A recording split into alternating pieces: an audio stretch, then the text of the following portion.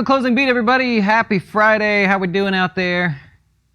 Hope you're having a good day. Welcome to the Closing Beat. It is our stock market update show that we do every day, but today we're joining you from the speakeasy. There you go. You kind of, oh, no, I don't know what that is. That's messed up. I was going to show the whole thing there. We'll get rid of that and try it again. We'll go over here. There you go. That's our little speakeasy. We do our wine and wealth classes on Thursday nights here for customers. Just got the old-timey bar kind of thing going on. Actually, I just thought of something. Get my little cup. Markets were down today. And we'll go ahead and go with the red drink. Yeah, right out of the tap there. I love it, man. How you doing? How's everybody doing? I hope you're having a good day. We're going to cover the stock market. I'm going to teach you some new stuff today that I promise you will not probably seen before. You can't search for. We also have a research site, jazzwealth.com/research if you want to check it out. I will talk about some of those posts here today, and we'll go over and let's see what we can do today, huh? Let's go through some of this. So before I get to that, we've got a winner, right? Guess the Dow. Evan Chen is our winner today. He was the closest without going over. Evan guessed 28,320 and a quarter, not a customer, so we'll send out the gift card to Mr. Evan Chen. John Wu, who is one of our customers, was only one guess off, and Anna C, who is also a customer, was one guess too high. So Evan snuck in there, beat out the customers today by just one guess overall. If you want to play Guess the Dow, go to the website, jazzwealth.com/guess the Dow. And if you tell me where the Dow is going to close next week, closest without going over, we'll give you a $100 gift card. If you're one of our customers, we'll credit your account $100 there. Well, the stock market today was basically mixed, just content to finish out the week a little bit flat there, not really much going on. We'll go over to the charts, take a look. Here's the, well, let's start with the Russell. There's the Russell. There we go. The Russell was the best this week in total, but still a pretty small move overall, basically just a fraction of a percent gain on there. Started the week positive, finished the week, or went negative, then finished the week basically flat, all stimulus driven today. If you happen to be paying attention, if you look in your 401k, it's going to be small cap value. That's where all the excitement was this week, beating out almost every other factor, like mid cap value, large cap growth, things like that. Also today, small cap value was the leader. So Russell 2000, nice bounce off 20-period moving average, looking pretty sweet there. We go over to the S&P 500, just a tiny little bounce there. It was the second best performer, but it was down on the week, just about 0.5%, not a big deal there. Next week, you got Wednesday and Thursday that have the biggest amount of earnings that are likely to affect the S&P. Boeing, General Electric, MasterCard, UPS, Six Flags, which is not really S&P, Allegiant, Visa, Alibaba, Carrier, Amazon, Apple, you name it, Starbucks, they're all going to report next week. It's going to be a really busy week for earnings overall. So just a little bit of a pop there. Hopefully we have some stimulus news or something over the weekend. My gosh. The NASDAQ was the weakest today and throughout the week. No, it wasn't the weakest today. It was the weakest throughout the week there. It's down about 1.5%. Overall, Facebook, Google, they did their part. If you want to go take a look at some of those this week based on the Snapchat earnings and everything, Facebook was able to finish out the week strong there. Alphabet able to shake off the whole antitrust issues going on there. 6.5% and 3.5% gains respectively, but unfortunately Apple was one of the drags. It continues to float below the 50-day, likely not going to do a whole lot until earnings come out there. We'll see what happens. And Microsoft, although it finished up the day today positive, was one of the weaker ones on the week, losing about 1.5%. That was just some of your laggards. Today, by the way, Intel was your biggest drag across the board. That one obviously beaten down on earnings. We covered that yesterday. And speaking of earnings, let's go over here and take a look. I did some analysis on the stocks that have reported earnings. We went through close to 300 of them. Here's what we got. 15 names have missed on earnings and revenue, and here is all of them to list on the charts there. You can see the performance is not great. The first column we got is the symbol. You can see the report date, so you can verify the date they reported earnings. The difference between what was expected and what the result was, meaning every one of these companies missed, so they missed earnings by 5 cents, 3 cents, you get the drift there. Revenue miss in terms of millions, so that's the miss in terms of millions for every stock listed here. Guidance, whether they gave any or lowered it, so you got 2 names lowering, no other games guiding. The way the stock gapped higher on the day, if you want to take a look at that. The performance throughout the day, and then the total performance for the day. So every stock gapped lower on their earnings miss. Almost every one of them sold off from the earnings. That's really important, by the way.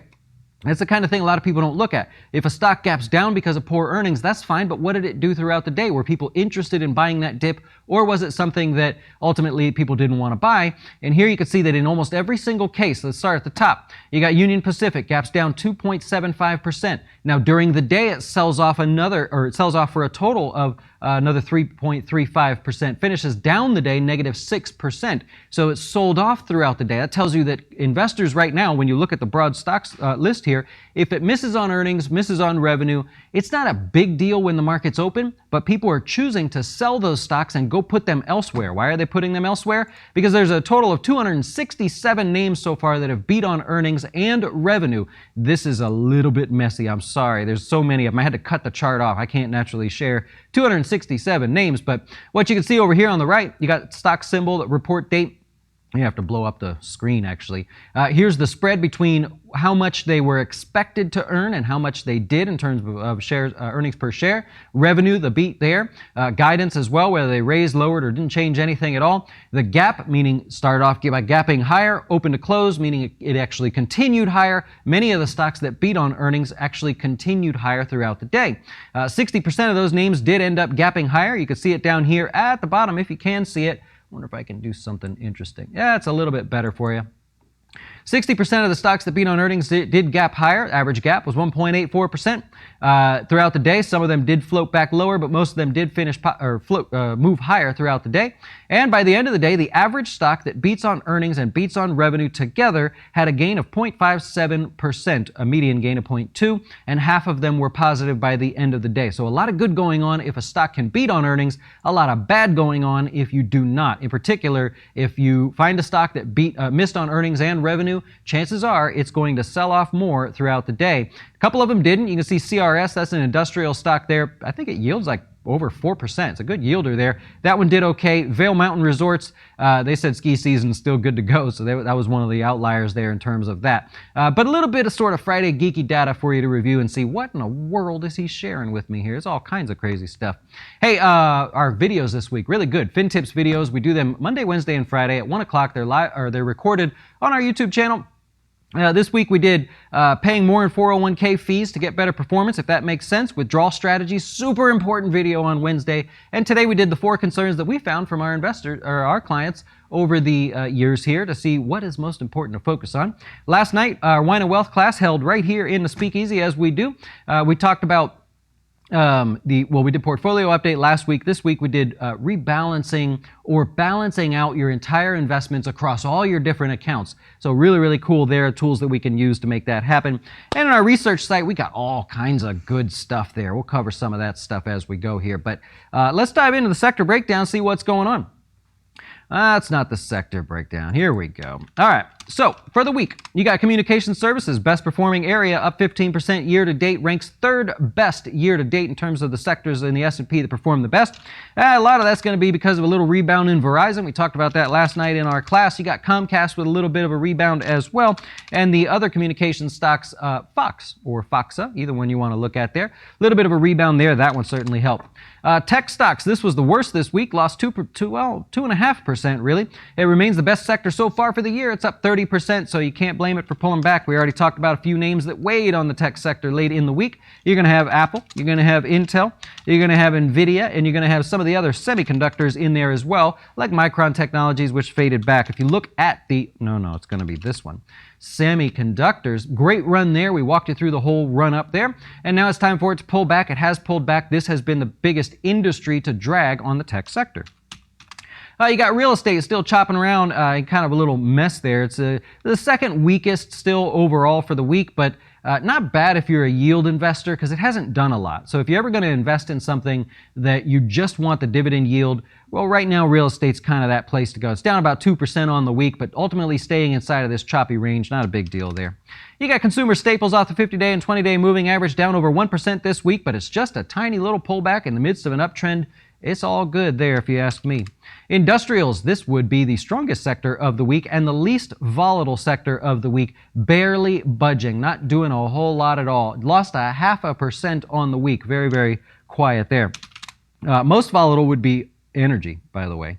That would be your most volatile with the pop yesterday. The early week sell-off there still remains the weakest sector overall on the year. If you have energy stocks, they are no doubt the biggest drag on your portfolio. New highs, new lows. Let's see what it comes up as. Oh, that's good. 28. Got 28 new highs today, no new lows. Let's go over some of these. Stanley Black & Decker hitting new highs. I thought this was interesting. You got a nice little tight pattern up at highs when everything else was pulling back. This one's showing great relative strength. Also, they had earnings as well this week, or they've got earnings coming up. Careful on that one. Healthcare stocks. You got Humana hitting new 52-week highs. Been saying it all week. I like these healthcare stocks. I like the healthcare sector as well. XLV would be the space there. United Healthcare was another one that hit new 52-week highs today, added 1.5% on the day. Relative strength sector. You got Tyler Technologies in the mix, breaking out to new highs. Very tight pattern up here at highs. Incredible amount of strength in the short term there. They got a lot of news kind of going on with them. That's probably one to look in a little bit deeper, but that one's interesting today.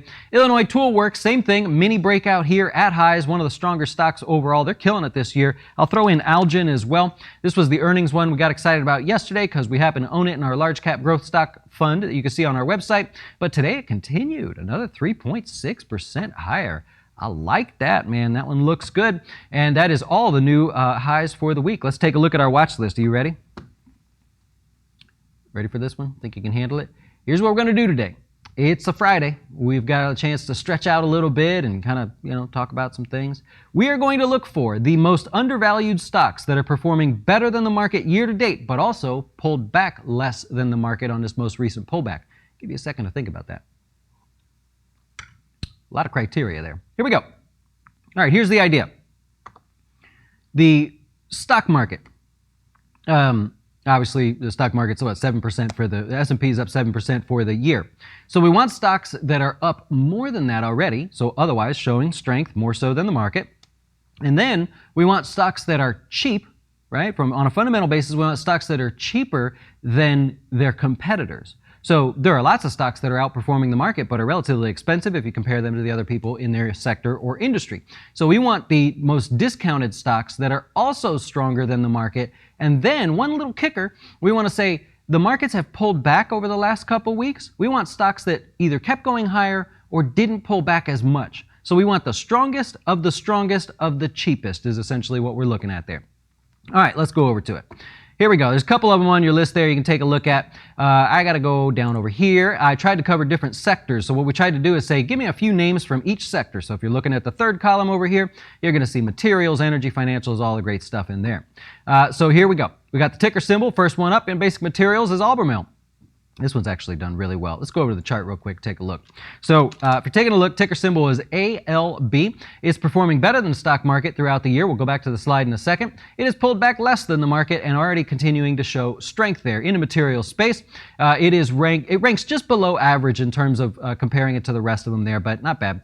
Yields 1.62% if you look over here.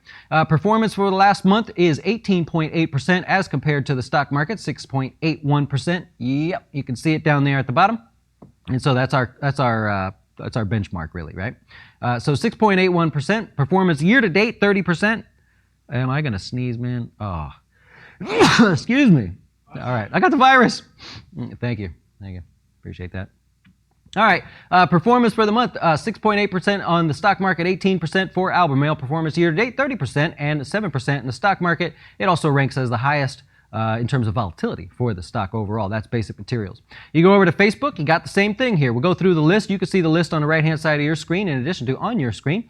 Facebook is technically just below average in terms of its PE ratio compared to other stocks out there. There's no dividend yield at the moment, but over the last month, it's up 11.69%. Year to date, 35%. We know it's beating the market. You can see it by that there. And if you take a look, if you were to compare this chart to the stock market, the reason that it didn't pull back as much as the market, well, we could kind of blame Snapchat or attribute it to Snapchat, but the reason it didn't pull back as much is because it pulled back earlier. It got its pullback out of the way before the market did, so already looking good there. That is a stock that is performing better and pulled back less over the last month. It has better performance in the stock market year to date and also is cheaper relative to its peers. Pool Corp is a new addition to the S&P 500. I'm not going to go through all of them, I promise. Pool Corp is a new addition here in the consumer cyclical space. If you want the sector, you got a dividend yield, very light. It's kind of in growth mode right now. I don't know if you've seen this stock, but it's kind of a beast. You got Pool Corp just barely sitting at highs there, looking pretty strong overall. Naturally didn't really pull back at all when the stock market pulled back. A little bit of excitement from being added to the S&P 500. And that's the different page. Let's go over here. I want to go right here. All right, performance year to date up 65% basically. It's one of the lower stocks in terms of volatility. Bottom line is you can look through the rest of the list there and take a look. We were just trying to go sector by sector, find you the most discounted, all compared together. The most discounted with the best 1 month performance and the best year to date performance, provided that all of that beats the S&P 500. So we also didn't rank them, but kind of color coded them by volatility. So you can see like Xcel Energy is one of the least volatile stocks there. Public Storage in the real estate space, that's a REIT, not too bad there. Most volatile stocks are going to be in the energy sector and basic materials if you're taking a look there. And Carrier Global, although it's on the list, careful, they've got earnings coming up next week, so do a few others actually as I'm looking at this. And that's just a fun Friday way to give you a handful of stocks to take a look at without making a big deal of it, but just saying these are the relative strength stocks in each sector at the moment that you are not paying up for if fundamentals are a driver for you. So hopefully that helps and hopefully you enjoyed it. A lot of times I don't know what you guys like, right? I can only see the comments at the end, so I just kind of wing it, you know. What would I want to see right now if that were the case? And that's what we have. Let's do stocks in the news. Oh, yeah, we got stocks in the news still to go here. All right, you ready? Mattel killed it on earnings, by the way. They beat every single analyst estimate out there. The stock enjoyed a rally of about 10% on the day. If you're looking at their earnings, they beat by 57 cents. Revenues came in better than expected. Nice job.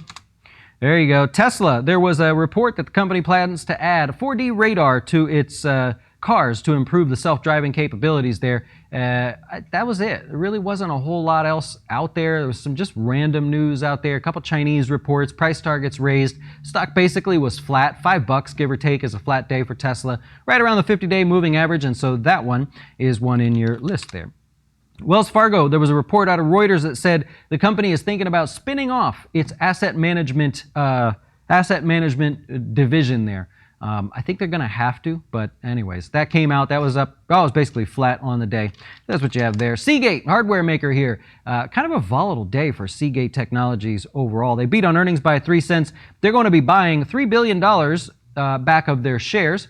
Typically, investors like to see that. Sales or revenue overall were weaker for this stock, and so that was probably what everybody focused on today. Goldman Sachs adjusted their price target. They went to $47. They were at 41, so they were all the way, they were kind of out of the mix there. They had to bring it up, but they're still not positive on the stock, and that's Seagate Technologies. PayPal says they're going to go look for crypto acquisitions that they can make. Remember they said earlier in the week, we're going to let you use PayPal to use your currency, your cryptocurrency, to buy stuff. Now they need some of the technology, and they thought, hey, maybe it's just cheaper to go buy people.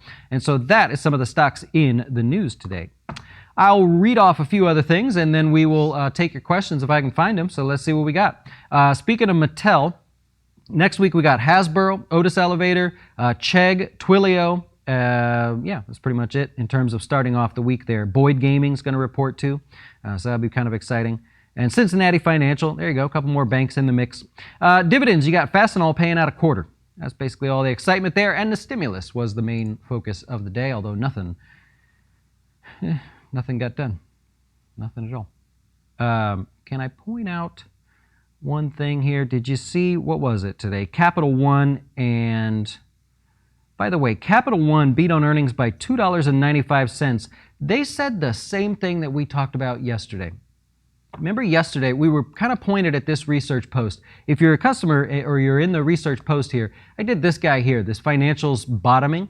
Oh, and then also gave you this one down here, numbers. Yeah, these numbers right here on October 8th. We're going to reference this in our notes from Jazz likely this weekend because these credit card issuers, there's a number that came out earlier this month that showed you they were going to beat on earnings. It's just so cool to go through that. So if you're in a research site, this is seriously the kind of stuff that you won't Google it, you won't find it. We put it together for you, try to share all kinds of data with you. We've been throwing everything at you guys lately to see what you can handle. And we've got a lot more good stuff coming. So I hope you check that out.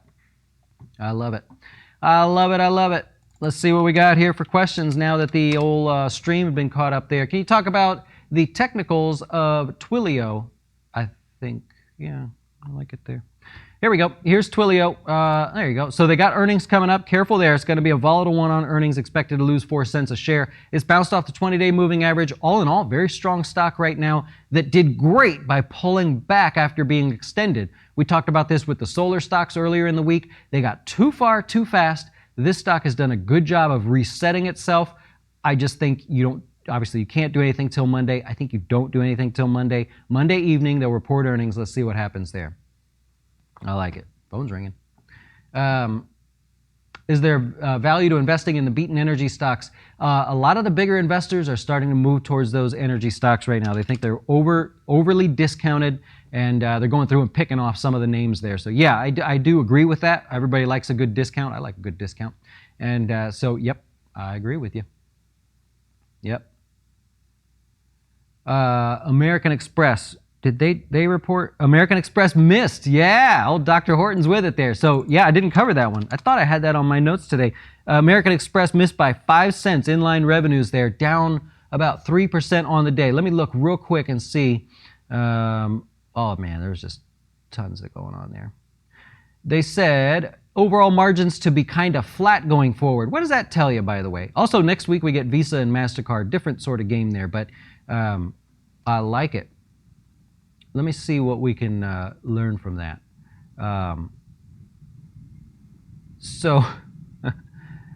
Some issues in their miles there. People blaming the business consumer for not being able to fly as much or not needing to fly as much. I don't know what percentage of their market share that is. Must be a little bit higher. Revenues came in better than expected. So they still see good results from the increased amount of credit cards that are able to be charged. I mean, it's word for word. That's incredible. So wrong on stock price direction. I'll give you that, Dr. Horton there.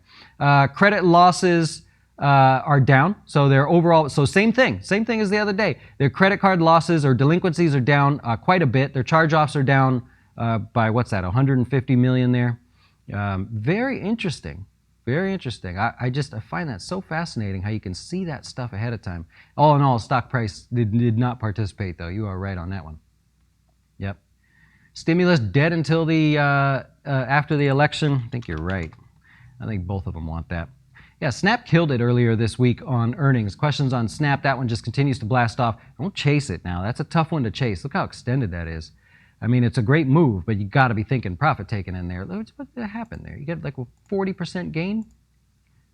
50% gain in just a couple days? Holy cow, man. Good one there. No doubt that helped out the other, the Twitter and the Facebook, as you saw today as well. Yep. I love it.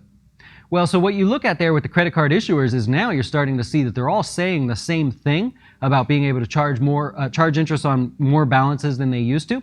So now what you look at is you go, okay, well, who's taking the most advantage of that? Who has the greater market share? Who has more customers with balances that are carrying balances versus not carrying balances? There might be something there in American Express. I would love to look at that, but that'll be something to dig into for sure. Just like anything else, look at Intel, right? Intel versus AMD. Intel's now like, we may not have some of these chips ready till 2022. Well, we've got AMD, right? So even though demand is starting to come back in that space, right? You've got Intel not able to capitalize on that. So that's kind of the same thing in the financials. Really cool. I love it. I love it. Biden said it will reform energy industry. You know, I don't know. That's a tough one. I've heard him say both sides, so I don't know there. I think people are still looking at energy saying, all right, take the election out of it. We still got a nicely discounted area here. It's a tough one to know exactly what's going on for both sides, really. You know, I mean, I guess one is status quo and the other is, well, we don't know what the other one is. That's crazy. Yeah. I love it. I love it. Well, hey, I appreciate you guys hanging out with me here today. Good day, good week, lots to learn today. There was a lot of good stuff in our videos, so if you want to check out the videos over the weekend, do a little binge watching, or watch the closing beats over again, I tried to cover a whole lot of good stuff. I hope it helped you there. I will wrap it up there. Enjoy the rest of your week. Next week, we may have a surprise for you. We may have something interesting. We're also going to do a special Halloween edition. throughout the week. So you enjoy the rest of your weekend. Be safe. We'll see you again next week. Thank you so much for watching. Thanks for supporting us. And like, subscribe, all that good stuff I'm supposed to say but never do. And we'll see you next week.